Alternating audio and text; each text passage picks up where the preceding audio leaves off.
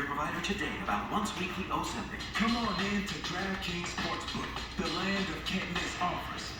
UFC 252 is here, and so is a shop for new users to bet one to win $252 on the main event. Navigate the app with ease. Submit your bets in no time. Sign up with the promo code in the place that the MMA sweat calls home. Download the DraftKings Sportsbook app. Bet one to win $252 with an official marketing partner of the UFC, and make it rain.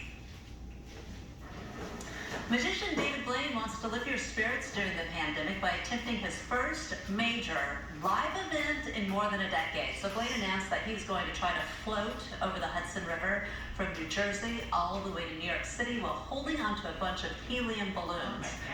Should be interesting, right? So he's calling the special Ascension. It is set for August 31st. It will air exclusively on his YouTube channel.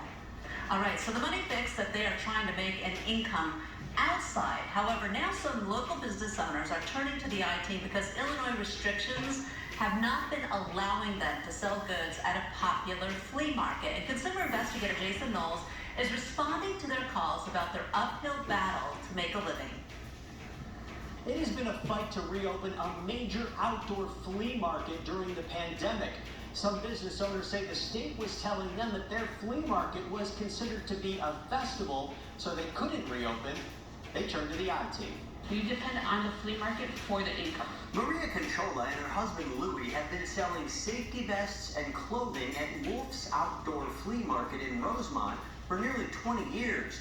This is the first year they haven't been able to set up shop due to the pandemic. It's almost like 60-70% of our income. David Wolf started the outdoor flea market almost 30 years ago at the Allstate Arena parking lot.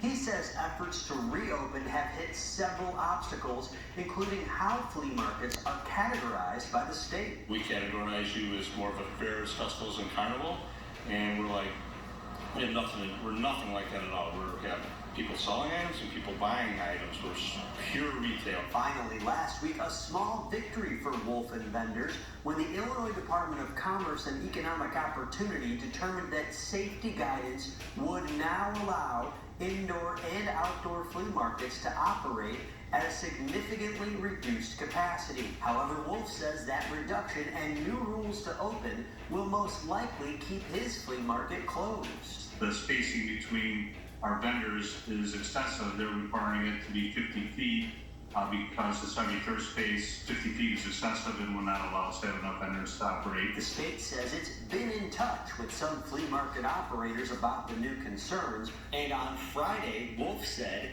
that the state is now addressing his reopening concerns. What do you want to say to the state about this? That we need our flea market. We need to be able to sell our merchandise. We have merchandise that we bought in the winter, hoping to sell it for the spring, the rainy season, and it's just sitting there. Vendors tell the I-team that they have put some of their merchandise online, like on the Facebook Marketplace, but they say that's not nearly enough to cover the bills and that they are relying on people in person to sell those products. Jason Knowles, ABC 7 Eyewitness News. And if you have a tip for Jason, call the I-team hotline at 312-750-7TIP. That number is also on our website. We might see a storm this weekend. Greg Dutra's here with the ABC 7 AccuWeather forecast as we take a look at the Chicago River and some humidity, but out